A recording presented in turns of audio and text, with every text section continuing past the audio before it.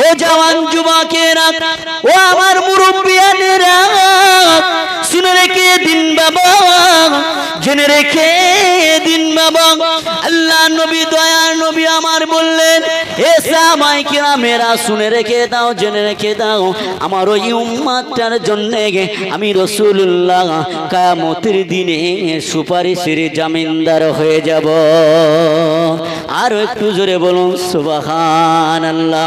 হে তরুণ যুবকেরা, হে আমার মুরব্বিয়ানেরা, আল্লাহ নবী, দয়ার নবী আমার, বিশ্ব নবী আমার, দুনিয়ার জমিনে যে কথাগুলো আপনার আমার কাছে বলে গেছেন, দয়ার নবী বিশ্ব নবী আমার যে কথাগুলো আপনার আমার কাছে বলে গেছেন, আল্লাহ পাকের কোরআনের কথা আমার আল্লাহ পাক কোরআন মাজিদের মধ্যে জানিয়ে দিয়েছেন। এই দুনিয়ার মানুষেরা শুনে রেখে দাও, জেনে রেখে দাও, ওমা আতাকুমুর রাসূল ফাখুজুহু ওমা নাহাকুম আনহু ফান্তাহু। ও জওয়ান যুবকেরা, ও আমার মুরব্বিয়ানেরা, আমার আল্লাহ কোরআন মাজিদের মধ্যে স্পষ্টভাবে জানিয়ে দিলেন, হে দুনিয়ার মানুষ, তোমরা দুনিয়াতে চলাফেরা করবে, তোমরা দুনিয়াতে ওঠা বসা করবে, দুনিয়ার মানুষের সঙ্গে মুআমেলাত করবে। হে দুনিয়ার মানুষ, দুনিয়াতে কেমন ভাবে চলবে তোমরা আমি আল্লাহ পাক আমার রাসূলুল্লাহর লাইফ স্টাইলটা তোমরা ফলো করবে। আমি আল্লাহ পাক রব্বুল আলামিন জানিয়ে দিলাম, ওমা আরসালনাকা ইল্লা রাহমাতাল লিল আলামিন, রহমতের আলাম, কুল আলামের রহমত করে দুনিয়াতে পাঠিয়েছি। তাই আমার আল্লাহ কোরআন মাজিদের মধ্যে জানিয়েছেন, আমি আল্লাহ পাক আমি কোরআনের মধ্যে জানিয়ে দিলাম, এই আয়াতের মধ্যে আমার রাসূল তোমাদের কাছে যে কথাটা বলে, আমার রাসূল যে কথাটা বলে, যেটা করতে বলে, সেটা আমি আল্লাহ আমার কোরআনের কথা, কোরআনের বাইরে আমার রাসূলুল্লাহ তোমাদের কাছে কোনো কথা বলে না। আম্মা জান আয়েশা বলছেন, তোমরা যদি জিন্দা কোরআন যদি দেখতে চাও, আমার রাসূলুল্লাহকে দেখে নাও। একটু জোরে বলুন সুবহানাল্লাহ। কোরআন কিতাব আকারে আমার আল্লাহ দুনিয়ার জমিনে পাঠিয়েছেন, কিন্তু আমার রাসূলুল্লাহর সাহাবায়ে কেরামেরা যখন রাসূলের সামনে বসে যেতেন, তারা যেন জিন্দা কোরআন তারা যেন দেখতে পেতেন। একটু জোরে বলুন সুবহানাল্লাহ। সাহাবায়ে কেরামদের মাঝে রাসূল বসে থাকতেন, আল্লাহর কোরআনের আয়াত নাজিল হতো। সাহাবায়ে কেরামেরা রাসূল থেকে যখন দূরে সরে যেতেন, রাসূল যখন বাড়িতে ফিরতেন, আম্মাজান দিগের কাছে যখন গল্প করতেন, আম্মাজান দিগের কাছে যখন গল্প করতেন, তখন আল্লাহ পাকের কোরআন নাজিল হতো। একটু জোরে বলুন সুবহানাল্লাহ। হে তরুণ যুবকেরা, হে আমার মুরব্বিয়ানেরা, শুনে রেখে দিন বাবা, জেনে রেখে দিন বাবা, আমার আল্লাহ পাকের কোরআন জানিয়ে দিলেন, হে দুনিয়ার মানুষ, শুনে রেখে দাও, জেনে রেখে দাও, যদি তোমরা আমার রাসূলের লাইফস্টাইলটা যদি তোমরা ফলো করে দুনিয়ার জমিনে চলাফেরা করতে পারো, কঠিন আসরের দিনে কবরের জমিনেতে আমি আল্লাহ পাক তোমাদের জন্য বেড়া পার করে দেব। তাহলে আমার আল্লাহ কি বললেন, আমার রাসূলুল্লাহ কি বললেন? হে তরুণ যুবকেরা, সেই নবীর মোহাব্বত ভালোবাসা আপনার আমার অন্তরে, আপনার আমার দিলেতে রাখতে হবে। সেই নবীর মোহাব্বত ভালোবাসা যদি আমি আপনি না রাখতে পারি, দুনিয়ার জমিনেও আপনার আমার কোনো কাজে আসবে না। কিয়ামতে কবরের জমিনে, আখিরাতে ময়দানে মাহশরের জমিনেও কোনো কাজে আসবে না। আসবে কি? কারণ রাসূল ছাড়া কিছু নেই।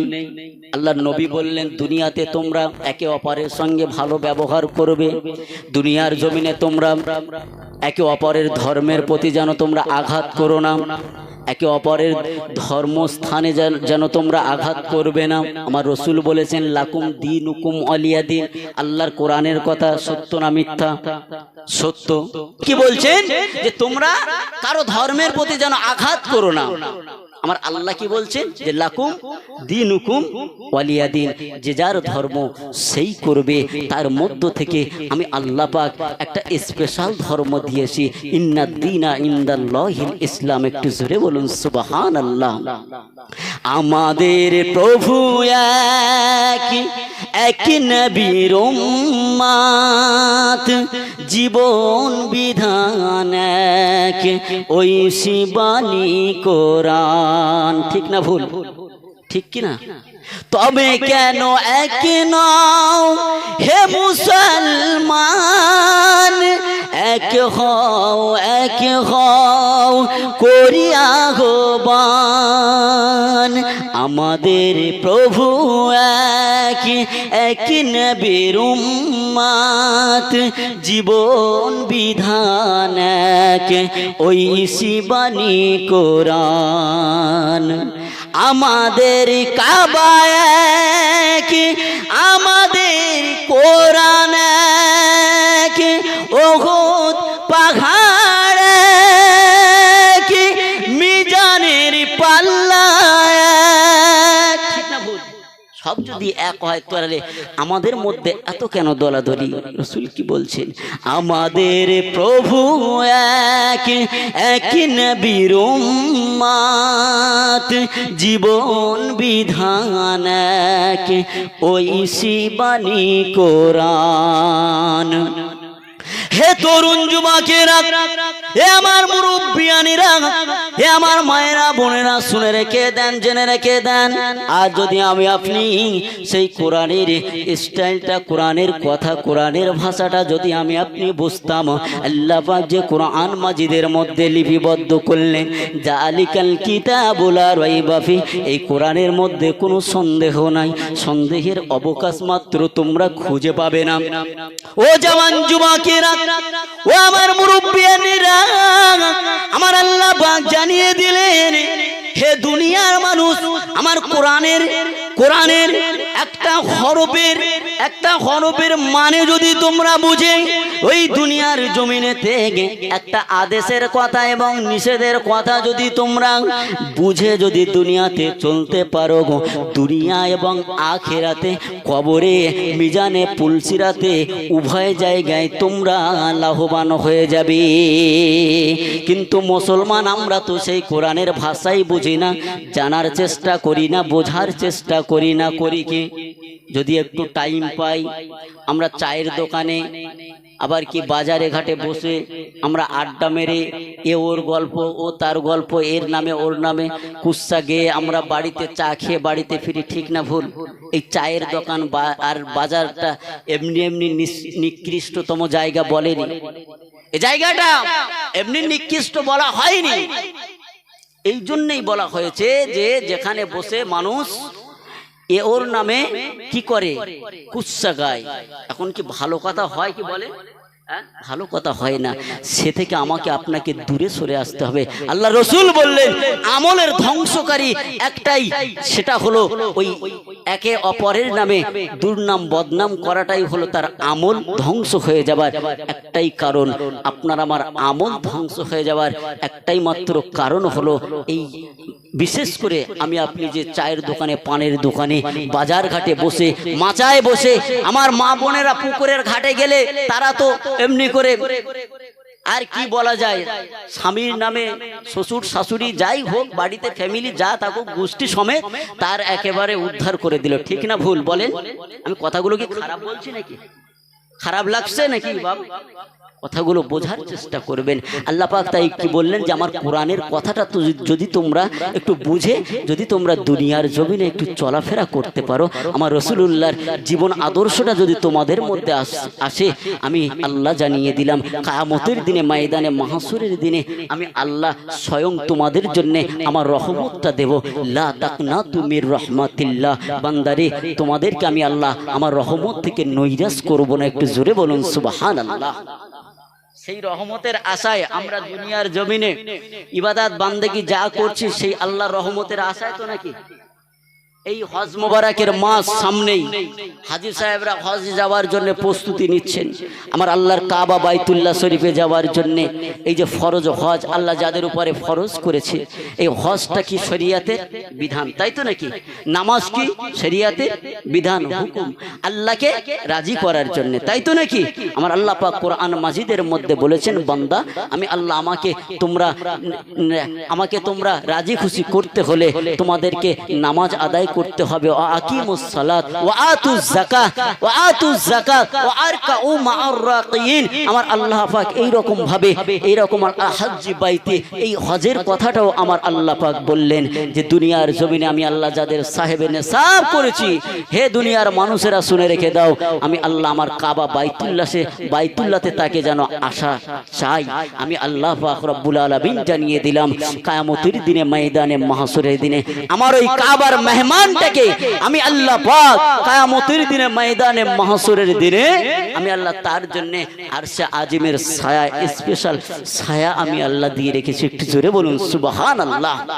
এখন অনেকে কি করায় দেখা যায় হজ থেকে বাড়িতে ফিরে সেইভাবে চলাফেরা করতে পারে না, চাচা কোদালটা নিয়ে অন্যের পাশে জমি আছে সেখান থেকে আলছেটা শুরু করে দেয়, ঠিক না ভুল?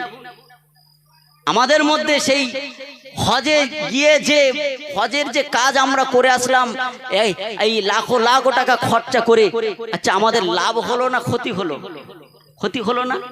তো আপনাকে আমাকে সেই রকম স্টাইল রসুলুল্লাহর মোহাব্বত ভালোবাসা দিলে অন্তরে রেখে রসুলের মতো আপনাকে আমাকে দুনিয়ার জমিনে চলাফেরা করতে হবে। রসুল যেটা আদেশ করেছেন, যেটা নিষেধ করেছেন, সেটাকে আমাকে আপনাকে বর্জন করতে হবে, আল্লাহর ইবাদত বান্দেগি করতে হবে।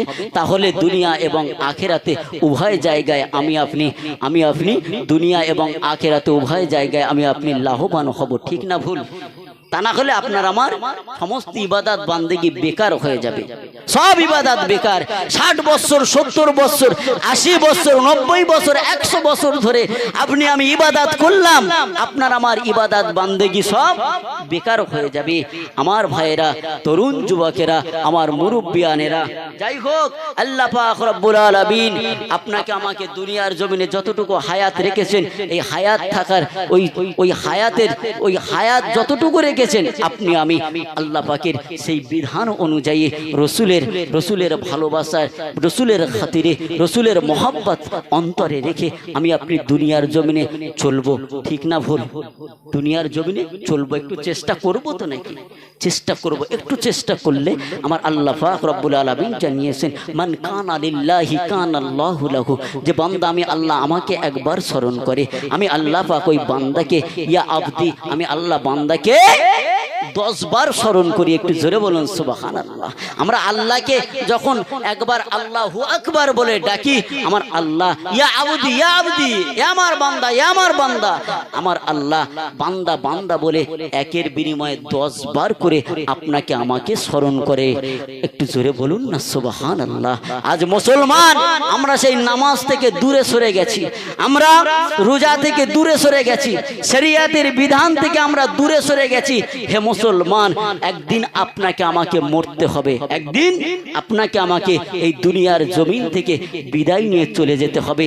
সেই মৌতের কথাটা আপনাকে আমাকে স্মরণ করতে হবে। সেই মৃত্যুর কথাটা যদি আমি আপনি একটা মুহূর্তে স্মরণ করে আল্লাহর ইবাদত বান্দেগি করি, আমার আল্লাহ আপনার আমার জন্য আল্লাহ পাকের রহমতটা আল্লাহ দুনিয়া এবং আখিরাতে উভয় জায়গায় দেবে। আর যদি আমি আপনি আল্লাহর হুকুমটাকে না মেনে চলি, দুনিয়া এবং আখিরাতে কোনো জায়গায় আপনার আমার কাজে আসবে না। আসবে বাপ? কোনো জায়গায় আপনার আমার কাজে আসবে না। তাই আমার জওয়ান যুবকদের কাছে আমার করজোড় নিবেদন, যারা এখনো নামাজ আদায় করতে পারেনি নামাজ আদায় করবেন। আপনার আমার সামনে বিরাট বড় একটা মুসিবত হয়ে আসছে, মুসিবত আসছে। আপনাকে আমাকে কাপনের কাপড়টা তৈরি করে রাখতে হবে। জানি না কার কখন কার উপরে কখন আল্লাহর ওই বড় গজব এসে যায়। আজ আমরা দিন থেকে দূরে সরে গেছি, তাই মুসলমানের উপরে আজ আঘাত আসছে না, আসে না বলেন? এই আপনার